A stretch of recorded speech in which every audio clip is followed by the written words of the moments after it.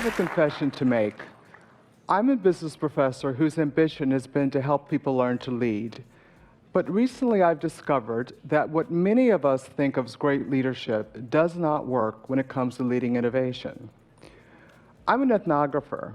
I use the methods of anthropology to understand the questions in which I'm interested. So along with 3 co-conspirators, I spent nearly a decade observing up close and personal exceptional leaders of innovation. We studied 16 men and women located in 7 countries across the globe, working in 12 different industries. In total, we spent hundreds of hours on the ground, on site, watching these leaders in action. We ended up with pages and pages and pages of field notes that we analyzed to look for patterns in what our leaders did. The bottom line, if we want to build organizations that can innovate time and again, we must unlearn our conventional notions of leadership. Leading innovation is not about creating a vision and inspiring others to execute it. Well, what do we mean by innovation? An innovation is anything that is both new and useful. It can be a product or service. It can be a process or a way of organizing. It can be incremental or it can be breakthrough. We have a pretty inclusive definition. How many of you recognize this man? Put your hands up. Keep your hands up if you know who this is.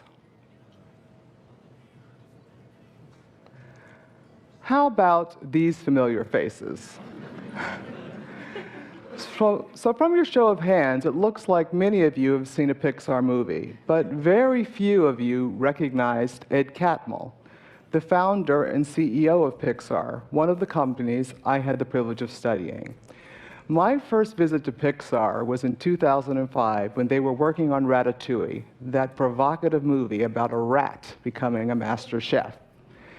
Computer-generated movies are really mainstream today, but it took Ed and his colleagues nearly 20 years to create the first full-length CG movie. In the 20 years hence, they've produced 14 movies.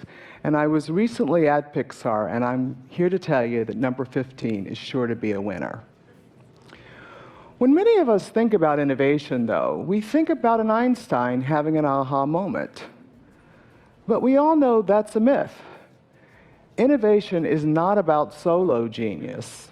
It's about collective genius. Let's think for a minute about what it takes to make a Pixar movie. No solo genius, no flash of inspiration produces one of those movies. On the contrary, it takes about 250 people, 4 to 5 years, to make one of those movies. To help us understand the process, an individual in the studio drew a version of this picture. He did so reluctantly because it suggested that their process was a neat series of steps done by discrete groups. Even with all those arrows, he thought it failed to really tell you just how iterative, interrelated, and frankly messy their process was. Throughout the making of a movie at Pixar, the story evolves. So think about it. Some shots go through quickly. They don't all go through in order. It depends on how vexing the challenges are that they come up with when they're working on a particular scene. So if you think about that scene in Up, where the boy hands the piece of chocolate to the bird, that 10 seconds took one animator almost 6 months to perfect. The other thing about a Pixar movie is that no part of the movie is considered finished until the entire movie wraps. So partway through one production, an animator drew a character with an arched eyebrow that suggested a mischievous side. When the director saw that drawing, he thought it was great, it was beautiful, but he said, you gotta lose it. It doesn't fit the character. 2 weeks later, the director came back and said, let's put in those few seconds of film.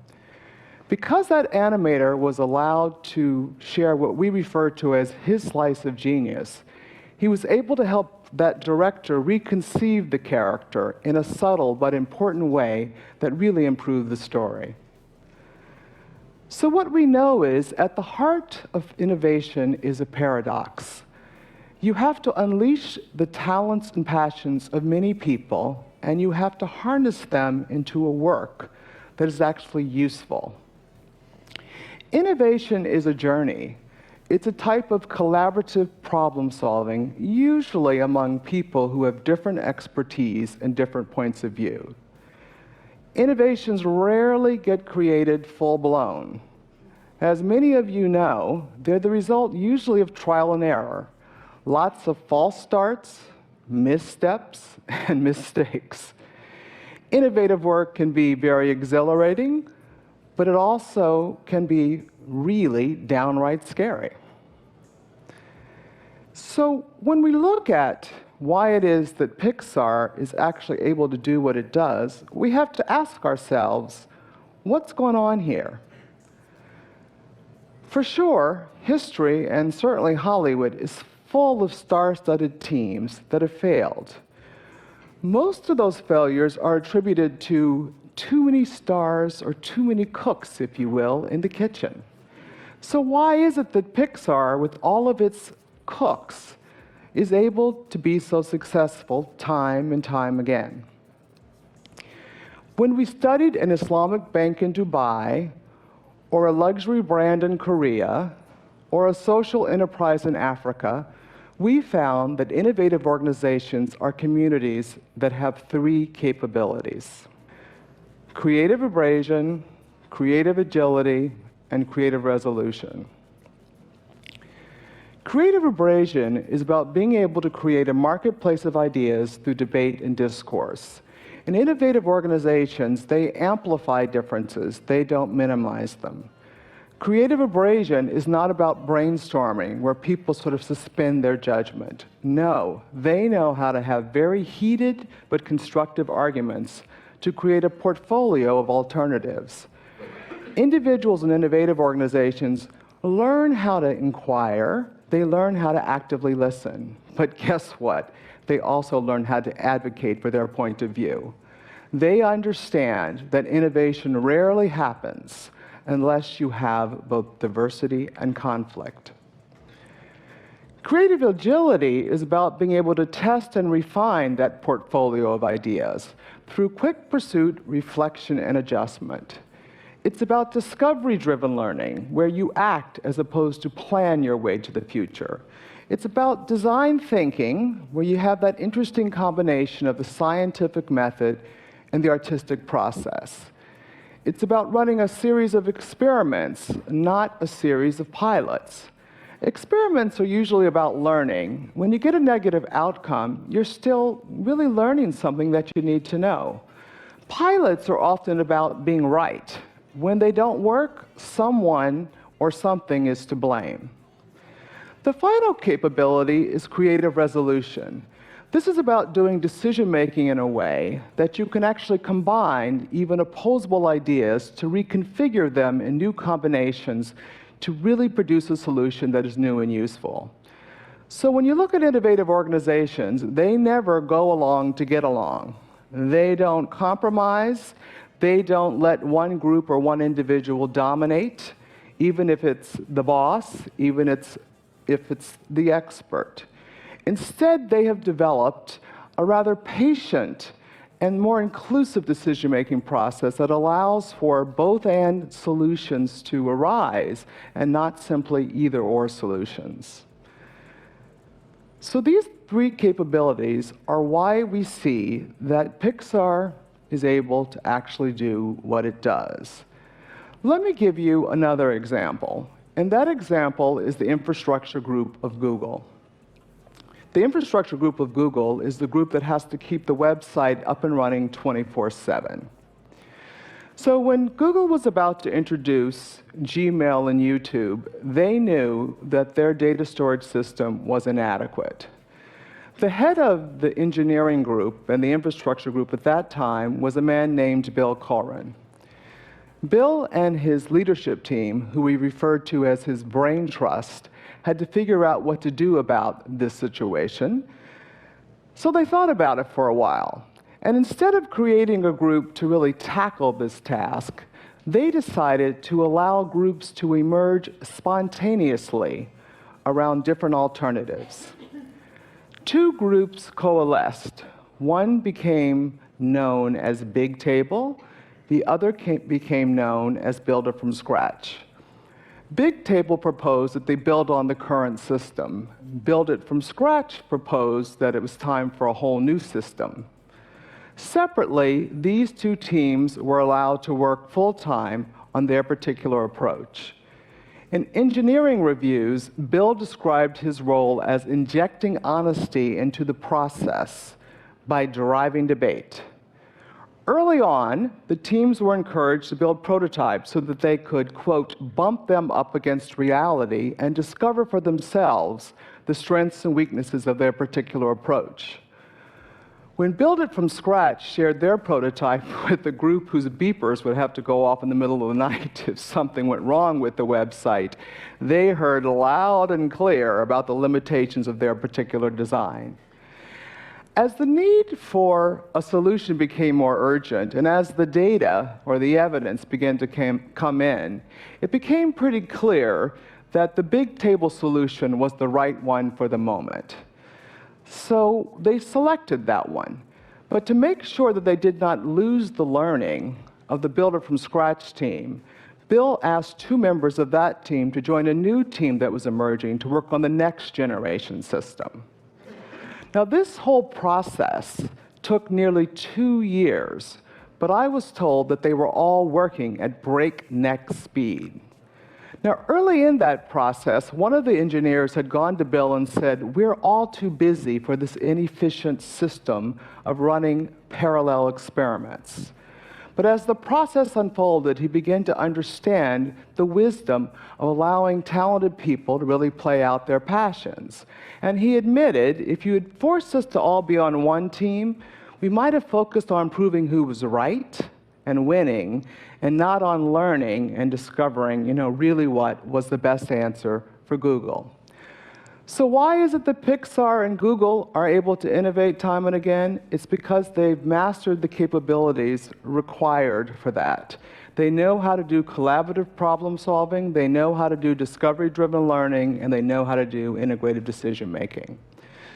Now, some of you may be sitting there and saying to yourselves right now, we don't know how to do those things in my organization. So why do they know how to do those things at Pixar, and why do they know how to do those things at Google? Well, many of the people that worked for Bill told us, in their opinion, Bill was one of the finest leaders in Silicon Valley. And we completely agreed. The man is a genius.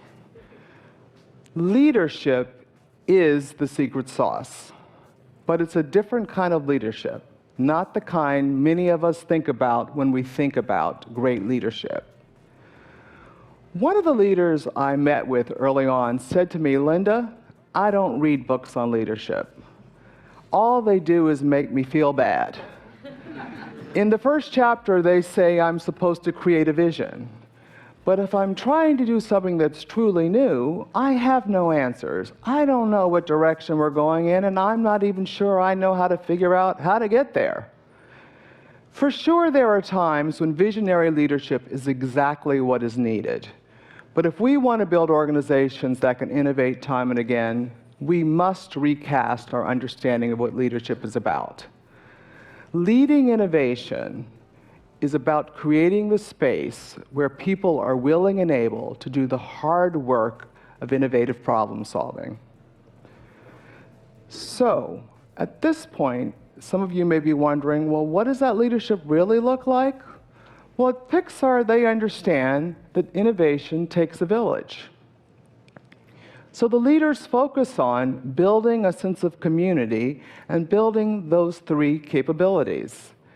How do they define leadership? They say leadership is about creating a world to which people want to belong. What kind of world do people want to belong in at Pixar? A world where you're living at the frontier. So what do they focus their time on? Not on creating a vision. Instead, they spend their time thinking about how do we design a studio that has the sensibility of a public square so that people will interact. Let's put in a policy that anyone, no matter what their level or role, is allowed to give notes to the director about how they feel about a particular film. You know what? What can we do to make sure that all the disruptors, all the minority voices in this organization speak up and are heard? And finally, let's bestow credit in a very generous way. So I don't know if you've ever looked at the credits of a Pixar movie, but the babies born during a production are listed there. And how did Bill think about what his role was? Bill said, I lead a volunteer organization. Talented people don't want to follow me anywhere. They want to co-create with me the future. My job is to nurture the bottom up and not let it degenerate into chaos. How did he see his role? I'm a role model. I'm a human glue. I'm a connector. I'm an aggregator of viewpoints. I'm never a dictator of viewpoints. Advice about how you exercise the role? You know what? Hire people who argue with you. And guess what? Sometimes it's best to be deliberately fuzzy and vague. So some of you may be wondering now, what are these people thinking? They're thinking, you know what? I'm not the visionary. I'm the social architect. I'm creating the space where people are willing and able to share and combine their talents and passions. So if some of you are worrying now that you don't work at a Pixar or you don't work at a Google, I want to tell you there's still hope. We studied many organizations that were really not organizations you think of as ones where a lot of innovation happens. We studied a general counsel in a pharmaceutical company who had to figure out how to get the outside lawyers, 19 competitors, to collaborate and innovate. We studied the head of marketing at a German automaker where fundamentally they believed that it was the design engineers, not the marketeers, who were allowed to be innovative. We also studied Vineet Nair at HCL Technologies, an Indian outsourcing company. When we met Vineet, his company was about, in his words, to become irrelevant. We watched as he turned that company and really into a global dynamo of IT innovation. At HCL Technologies, like at many companies, the leaders had learned to see their role as setting direction and making sure that no one deviated from it. What he did is tell them it was time for them to think about rethinking what they were supposed to do. Because what was happening is that everybody was looking up, and you weren't seeing the kind of bottom-up innovation we saw at Pixar or Google. So they began to work on that. They stopped giving answers. They stopped trying to provide solutions. Instead, what they did is they began to see the people at the bottom of the pyramid, the young sparks, the people who were closest to the customers, as the source of innovation.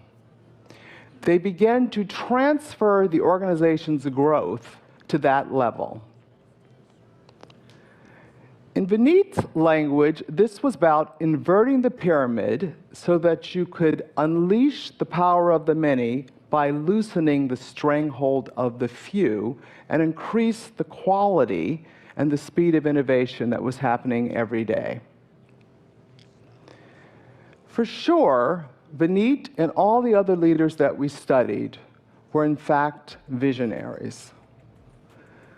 For sure, they understood that that was not their role. So I don't think it is accidental that many of you did not recognize Ed. Because Ed, like Vineet, understands that our role as leaders is to set the stage, not perform on it. So if we want to invent a better future, and I suspect that's why many of us are here, then we need to reimagine our task. Our task is to create the space where everybody's slices of genius can be unleashed and harnessed and turned into works of collective genius. Thank you.